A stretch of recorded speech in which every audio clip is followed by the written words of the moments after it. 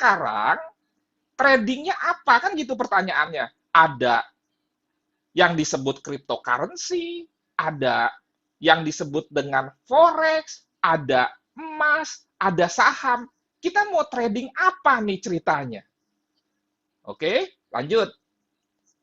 Sekarang kita masuk dulu ke cryptocurrency ya. Kenapa? Rasanya kalau saham, forex, gold, Anda sudah paham dong secara prinsip. Nah, cryptocurrency mungkin ini barang yang baru. Nah, ini pengertiannya, saya tidak bacakan. Saya simpelnya begini aja. Cryptocurrency itu uang yang tidak berbentuk fisik tapi ada nilainya, yang tidak ada hubungannya dengan bank sentral. Nah, itu cryptocurrency.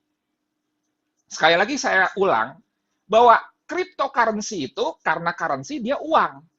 Tidak ada bentuk fisiknya. Karena kalau ada bentuk fisiknya, berarti dia dicetak, itu namanya fiat. Anda bisa Google istilah fiat. Dan yang mengeluarkan itu bank sentral. Dan jumlahnya bisa bertambah besar, apalagi misalkan terjadi krisis, akhirnya dilakukanlah stimulus, karena krisis uangnya dari mana? Dicetak.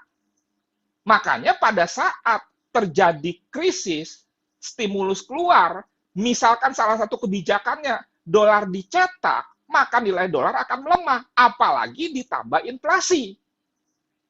Nah, jadi saya ulang, jadi ini uang, tapi tidak berbentuk fisik. Tapi jangan bilang nggak ada nilainya, karena saham pun nggak ada fisiknya. Bisa nggak saham dibilang tidak ada nilainya? Nggak bisa kan? Ada nilainya. Nah, sekarang tantangannya lagi begini, bahwa ini uang, tetapi belum semua negara menggunakannya sebagai alat pembayaran. Kalau uang fiat yang dikontrol oleh bank sentral, maka dia bisa digunakan sebagai alat pembayaran di negara manapun. Jadi kalau kita punya rupiah, rupiah itu tetap bernilai kalau Anda ke Inggris, tinggal tukar saja ke pound sterling. Itu yang disebut dengan foreign exchange. Wah, sudah 207 ya partisipannya. Wah, mantap. Semoga bertambah terus nih. Jadi dia uang, tapi saat ini terbatas belum sebagai alat pembayaran, paling baru El Salvador, kemudian negara-negara lain juga sudah menerimanya. Nah, kemudian juga dia akhirnya lebih banyak ke arah investasi. Kira-kira seperti itu. Simpelnya ya. Nah, kalau Anda mau tahu lebih jelas, Anda bisa menonton video ini nih. Playlist Cryptopreneur nih. Di sini ada nih.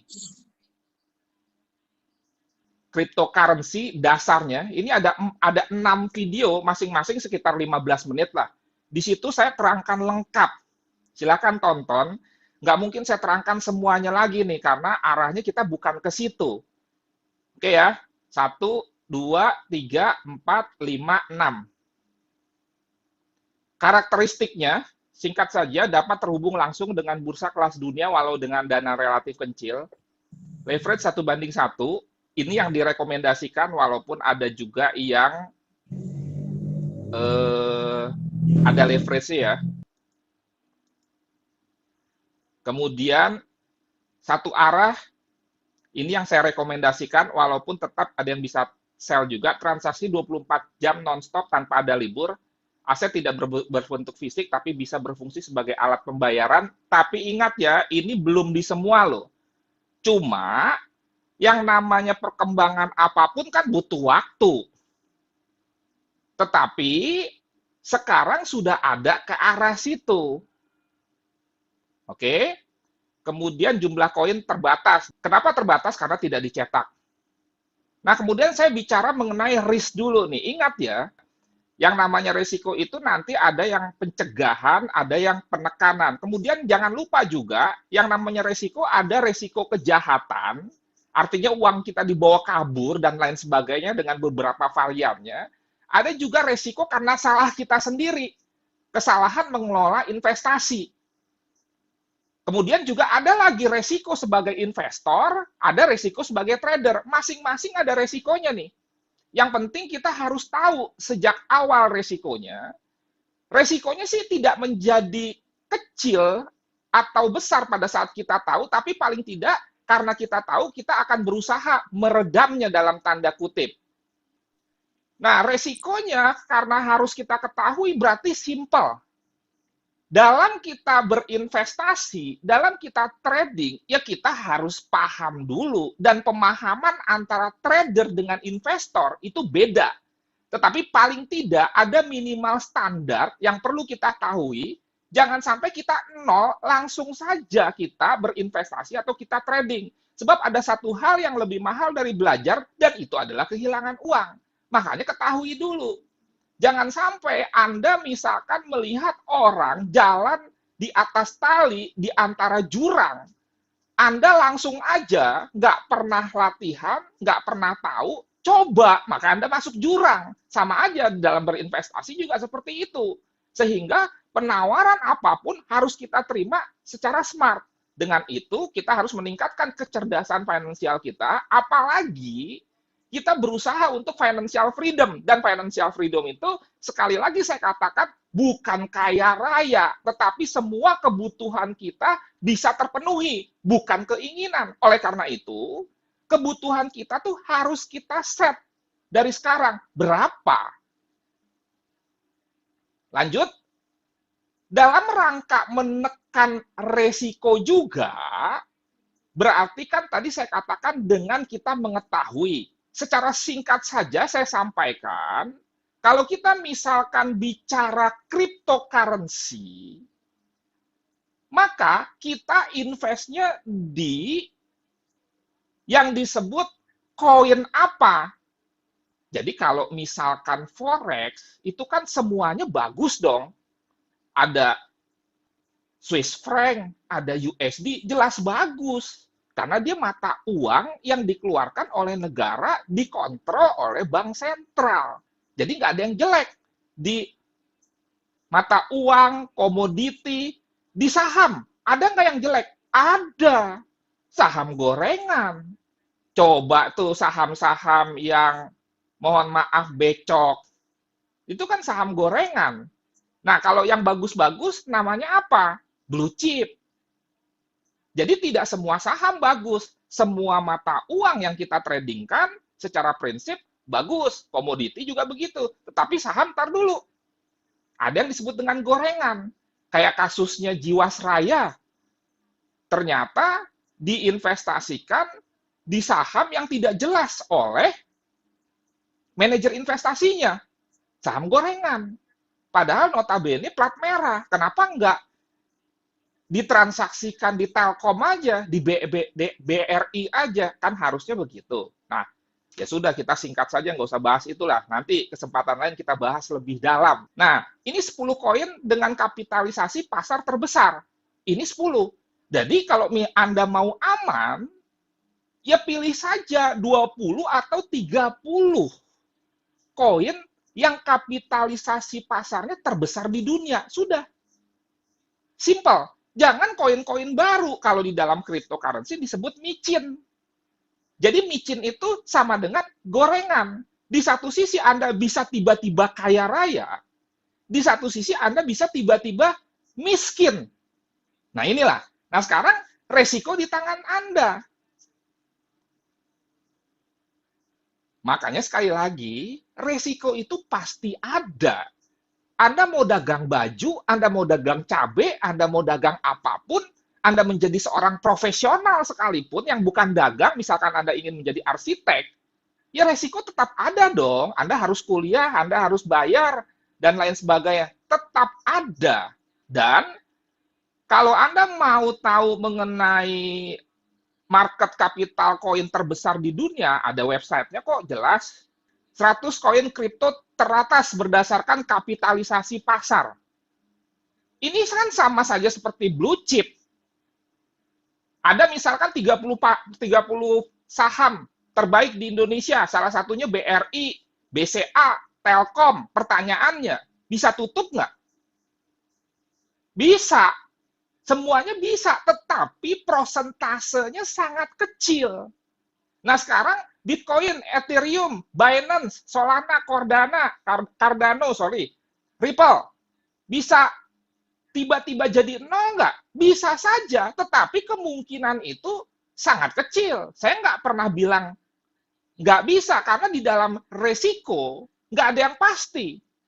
Resiko itu datang dari sebuah keadaan tidak pasti. Persoalannya nggak ada yang pasti. Makanya begitu ada ketidakpastian, ini logika struktur berpikir tentang resiko loh. Begitu ada ketidakpastian, pasti ada resiko. Tinggal nanti balik lagi.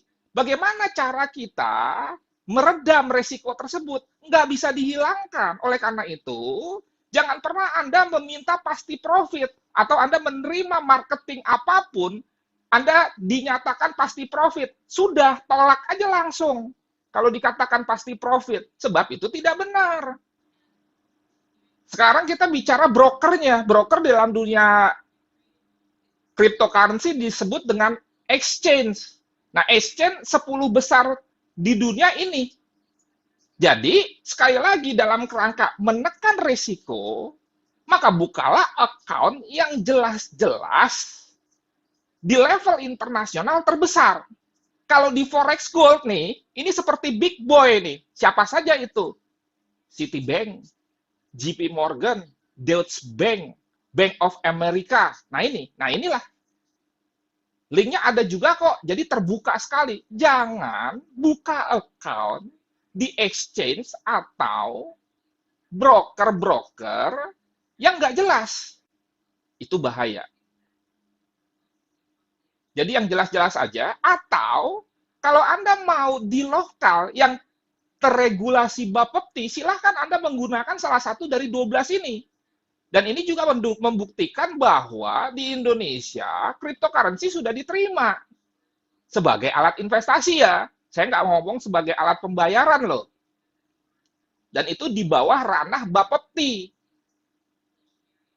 Nah ini, toko kripto, Pintu, Indodax, dan lain sebagainya. Jangan yang di luar 12 ini. Kalau Anda mau di internasional, jangan di luar 10 ini. Masalahnya kan kalau di Forex Gold, Anda nggak bisa buka account di Citibank. Betul nggak? Dibutuhkan dana yang sangat besar untuk Anda diterima sebagai investor. Kalau misalkan Binance, $100 pun bisa, $250 pun bisa. Nah, sekarang logikanya, kalau kita bisa berinvestasi, buka account di Citibank-nya dunia kripto, ngapain? Di broker-broker yang nggak jelas. Nah, itu logikanya. Sekarang kita lanjut. Saya ingin membandingkan sedikit mengenai mata uang yang dikeluarkan oleh bank sentral. Kita udah tahu rupiah dan lain sebagainya dengan cryptocurrency ini. Ingat ya, bukan dalam soal profitnya. Enggak. Saya nggak membandingkan ini dalam hal reward loh. Tapi justru saya membandingkan ini dalam hal risk, bukan reward. Kalau kita bicara reward, Anda udah tahu lah, Bitcoin jauh lebih profitable dibandingkan dengan US dollar, betul ya? Rasanya Anda udah tahu semua, Bitcoin itu kan mulai kalau nggak salah sekitar tahun 2008-2009, kan gitu, booming dia. Nah, soal rewardnya saya nggak ngomongin deh, Anda udah pada tahu. Sekarang yang saya omongkan tentang risk-nya. Bagaimana sih risk antara yang namanya contoh dolar dengan yang disebut dengan cryptocurrency? Misalkan number one-nya saat ini the mother of cryptocurrency istilahnya kan Bitcoin nih ceritanya. Bagaimana perbandingan risikonya? Nah, kalau kita bicara cryptocurrency itu kan sebetulnya terbentuk dari ketidakpercayaan market mulai dari generasi Y disambung lagi generasi Z akan peran bank sentral. Itu dimulai dari 2008 loh. Itu sejarahnya, kan Amerika terjadi krisis. Kenapa sih bisa seperti itu? Orang mulai nggak percaya kepada bank sentral yang tersentralisasi, akhirnya keluarlah yang terdesentralisasi. Keluarlah cryptocurrency ini. Sebetulnya itu bentuk perlawanan, bentuk ketidakpercayaan. pada prinsipnya akhirnya bank sentral berbenah dan dia juga mulai menerima cryptocurrency ini walaupun belum sepenuhnya, tetapi itu kan butuh waktu. Nah, oke, kita lihat. Kalau Anda perhatikan, kita bicara dolar indeks nih, USDX, lihat, ini turun ke sini loh. Sekarang Anda hitung, misalkan dolar indeks 104, pernah ke sini, 89,00. Ini turun berapa persen? Coba hitung pakai kalkulator. Kira-kira berapa tuh? Dari sini ke sini. Nanti Anda cek sendiri ya. Saya cuma ingin memberikan informasi begini loh. Bahwa Anda megang USD fisik, tetap ada kemungkinan nyangkut. Itu yang mau saya sampaikan. Dan pernah USD nyangkut 40%, bahkan 50% dari harga tertingginya. Jadi ngitungnya gini, misalkan dia harga tertinggi 100, misalkan nih. Terus dia turun ke 50, berarti kan itu nyangkut 50% kalau Anda beli topnya. Ini juga perlu, karena beberapa pihak dengan lebay menyatakan kalau cryptocurrency turun, crash. Dan itu orang kripto sendiri. Saya nggak setuju dengan istilah crash. Seolah-olah kalau crash itu seperti kiamat gitu loh. Itu kan koreksi.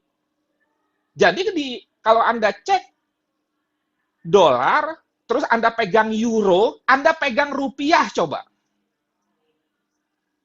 Rupiah pernah ke 14.000, berarti kan melemah, pernah ke 20.000. Jadi saya ingin memberikan gambaran mengenai risk-nya, ya sama aja. Cryptocurrency kalau Anda perhatikan, dia juga memang ada turunnya. Sekarang coba kita cek ya, cryptocurrency misalkan BTC USD nih. Ini harga tertingginya 68.000. Nih, 68.000. Sekarang turun ke 45.800. Turun berapa persen ini? Bisa dihitung. Dan ingat nih, pada saat dia naik ke sini, turun ke sini. Ini koreksi, bukan crash. Oleh karena itu saya mengajak orang-orang cryptocurrency jangan ngomong crash lah, itu koreksi. Sebab secara psikologi nggak bagus. Ingat ya, ini agak beda mungkin dengan penyampaian-penyampaian yang lain. Mungkin Anda dengar yang enak-enak terus, justru saya ingin mengajak Anda memikirkan resikonya dulu sebagai seorang asesor yang mengedepankan resiko bahwa di investasi apapun yang namanya koreksi itu ada. Oke, sekarang bagaimana perbandingan antara cryptocurrency dengan emas? Sekali lagi, saya nggak perlu menerangkan reward-nya. Jelas, Bitcoin prosentasenya kalau sama-sama entry-nya di harga yang tepat lebih besar profitnya daripada gold. Sekarang kita bicara resikonya. Kan enak dong. Reward-nya udah tahu. Anda udah pernah denger lah, wah si ini tiba-tiba kaya, ini gara-gara pegang Bitcoin dari tahun 2019. Oke, informasi mengenai itu cukup. Sekarang resikonya bagaimana? Sekarang saya bandingkan dengan emas umpamanya. Emas pernah di harga ini. 2010. Kemudian sekarang di sini. Coba emak-emak yang beli emas di harga 1,2 juta, 1,1 juta, sekarang kan harga emas di bawah 1 juta. Berarti sama kan? Anda mengalami floating loss alias nyangkut. Dan kalau tidak ada upaya apa-apa, maka saat ini, pada saat Anda beli emas fisik, kemudian dibandingkan dengan harga sekarang, ya Anda rugi kalau tidak melakukan tindakan apa-apa. Tindakan apa-apa itu maksudnya apa? Anda melakukan praktek averaging. Pada saat Anda beli emas di sini, ternyata dia turun ke sini, misalkan Anda beli emas lagi. Ternyata dia turun lagi ke sini, Anda beli emas lagi. Tapi paling tidak dari penurunan ini dan ini dan ini, pada saat naik, Anda kan udah dapat profit. Karena yang namanya market itu kalau misalkan trennya turun, dia bukan turun terus-menerus turun, ada koreksi-koreksi. Turun, naik, turun, naik, turun, naik, turun lagi. Kan seperti itu. Makanya apakah pasrah atau tidak begitu Anda buy di sini, kalau Anda buy-nya sekali doang, dia nyangkut. Oh, tapi kan kalau kita buy di bawah lagi berbahaya, Coach. Enggak berbahaya kalau leverage-nya 1:1. Tentunya tetap dengan perhitungan yang matang. Waduh, banyak coret-coretan nih, maklum. Saya kan punya program juga analisa mingguan. Anda lihat, kalau Anda beli emas di harga 2080 di sini, hitung aja kalau pas di sini turun berapa persen ini. Dari 2080 di sini, misalkan ada dalam keadaan di sini. Ini bukti juga bahwa di instrumen investasi apapun, baik itu ada leverage-nya, tidak ada leverage-nya, tetap ada kemungkinan nyangkut. Saham atau indeks dengan cryptocurrency, sekali lagi, reward nggak usah dibahas. Sudah kelihatan datanya, karena sudah kelihatan datanya berarti pasti. Bitcoin misalkan, jauh memberikan profit yang lebih besar daripada nomor satu saham di Indonesia apa sih? Misalkan BBRI, Telkom, kita ambil contoh, lihat BBRI. Hitung saja ini tertinggi di sini berapa, atau di sini berapa, blep dia turun. Bayangkan loh, ini kan sekitar 4.000 berapa ya? Lebih jelasnya kita lihat lagi aja, chart deh. Biar enak. BBRI. Tadi sudah cryptocurrency dengan USD, cryptocurrency dengan gold. Sekarang cryptocurrency, misalkan kita lihat dengan BBRI dan kita bicara risk. BBRI itu harga tertingginya pernah di 4.800. Kemudian saat ini, kalau Anda perhatikan, misalkan, sorry, di sini maksudnya di chart saya bukan saat ini ya. Ini low-nya berapa? 3.500. Nah, ini berapa turunnya? Jelas prosentasenya juga besar. Sekarang, kalau Anda misalkan buy di sini, kan nyangkut saat ini. Buy misalkan di harga 4.460, sekarang 4.120. Silakan hitung berapa persen. Kalau ini kan parah nih. Dari sini ke sini. Tetapi kalau dia trader yang smart, dia belum tentu loss kalau dia melakukan praktek-praktek hedging yang benar. Dan sekali lagi, 1:1 leverage-nya. Saya ulang-ulang itu karena ada beberapa yang masih memperhitungkan forex cryptocurrency ini bukan yang 1:1. Partisipan 222, oke. Apa saya mau buka lagi nih account saya di saham? Saat ini lagi nyangkut tapi baru sedikit. Nah, saham nih. Perhatikan, saya punya BRI nyangkut tuh. Masuk di harga 4.200. Saya punya BCA floating profit masuk di harga 7.250. Sekarang kalau BRI harganya di sini 4.120, saya lagi nunggu di harga 4.090, 4.000 untuk saya buy lagi. Jadi sama saja kan? Asal cryptocurrency-nya leverage-nya 1:1. Asal satu arah, jangan dua arah. Ini saya tunjukkan di saham, lagi floating loss. 400.000. Saya lagi nunggu, belum dapat. Di 4.000-an atau 4.050 saya nunggu, belum dapat. Di sini ada buy limit juga, GTC buy order. Jadi sama saja ya. Lanjut.